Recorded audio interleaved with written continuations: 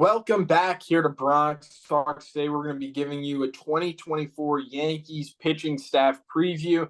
This is a follow-up to our last video, a Yankees lineup preview.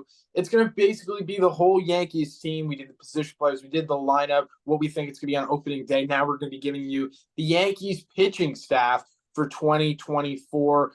So, Christian, what are your expectations on the Yankees pitching staff? What do you got going on for the Yanks? I think it's going to be strong. I think the bullpen's going to be elite. And then the rotation is kind of a toss-up, but we'll go through it. The rotation and the bullpen is Fangraphs projections. So while there are some guys that are fighting for the spot, and we'll mention them, this is what Fangraphs believes it to be. So Nestor Cortez is going to be the opening day pitcher. I like it. He's already kind of on schedule in spring training. And this is a big year for Nestor Cortez. Yeah, absolutely. And the Yankees obviously had Garrett Cole, and he's the ace of the staff. He's always going to get that opening day start, game one start in the playoffs. But Nestor Cortez is deserving of an opening day start just the way he's pitched in the last couple of years, made the All-Star team in 2022. I feel like he's really deserving, and I'm really excited to see Nestor Cortez. And number two in the rotation is going to be Carlos Rodon. Myself, many Yankee fans expecting big things out of Carlos Rodon. You know, when you sign that contract for $162 million and then you come out there last season, have an ERA way above 5, it's not a good look. It's not a good look. There's big expectations on Carlos Rodon. He's going to need to figure it out. Otherwise, he's going to be an all-time bust in pinstripes. Started off a little rocky in spring training, but recently he's really found his groove. Last outing pitched 5 2/3 no-hit innings. So just hoping for the best out of Carlos Rodon. He has a lot to prove, and another guy who has kind of a lot riding on him is Marcus Stroman. I am pretty confident we're going to get what we're going to get from Stroman. I mean, he's been a consistent pitcher throughout his whole career. He generally is a fly ball pitcher. He's going to pitch to contact a little bit. So, I think the Yankees are going to get good production from Marcus Stroman. Would I feel more comfortable if he was slotted into that 4 spot to begin the season?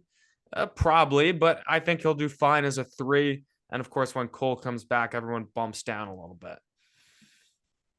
Yeah, absolutely. Expecting big things out of Marcus Stroman, no doubt about it. Up next, we have Clarke Schmidt. Clarke Schmidt got off to the last season on a shaky start. There was much talk about pulling him out of the rotation. Things just did not look good. But then he began to figure it out, and we saw some really good things out of Clarke Schmidt. Some people are expecting Clarke Schmidt to take the next step and be, a bigger and more impactful pitcher than he was last year and really find his groove as a starting pitcher. Kind of came up as a starter, was moved to the bullpen, but the sky's the limit for Clarke Schmidt, and this is a big year for him and a big opportunity, fresh, clean slate to really show the Yankees what he has. And, if he has a really good season, this guy could be in the Yankees rotation for many years to come.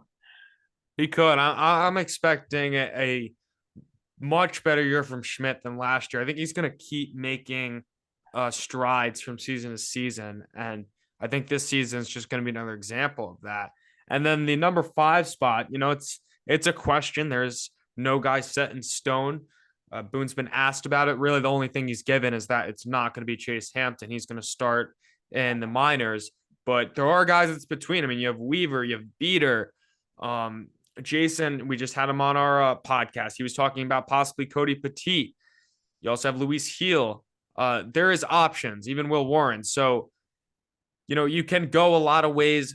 Fangraphs thinks it's going to be Clayton Beater.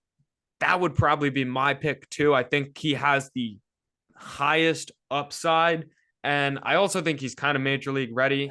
Yankees got this guy in the Joey Gallo trade, and he's done even better in the Yankees minor league system than the Dodgers.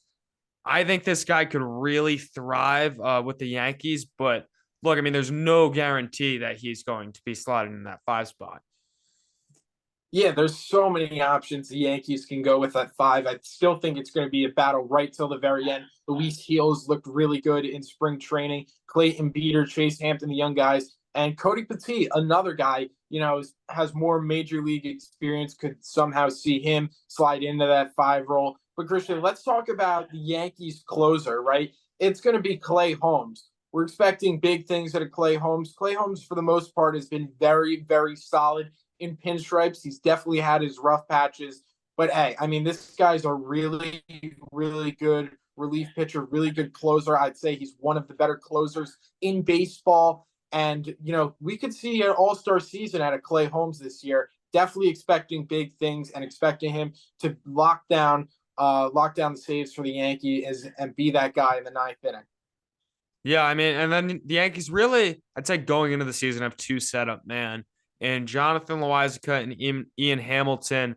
Both are interesting cases though, because both I think the Yankees might try and stretch one of them out. I mean, they did it a little bit with Loizica, trying to get him to throw more 2 inning stints and less of the one, especially with Michael King leaving. And then Ian Hamilton, I wouldn't be surprised if they try the same thing. Granted, he was injured a little bit last year, so maybe they take it easy. But if they don't do that, I mean, either way, these are probably two of our high leverage guys in the bullpen, including Holmes. I mean, those are really our three top guys. And, it's not the most flashy names like we've had in the past with Chapman or a David Robertson, but these are all really, really effective and good pitchers that can close out games. Yeah, I'm really excited for another season of Ian Hamilton. He was really, really good. Loizica as well. I really like the back end of the Yankees bullpen. But Christian, a new guy coming to the Yankees pen is Victor Gonzalez. Yankees traded for him from the Los Angeles Dodgers. They got him along with Yorbit Vivas for Trey Sweeney. And Victor Gonzalez has pitched in a World Series. He's been there, done that. The Yankees need a very solid lefty reliever out of the pen.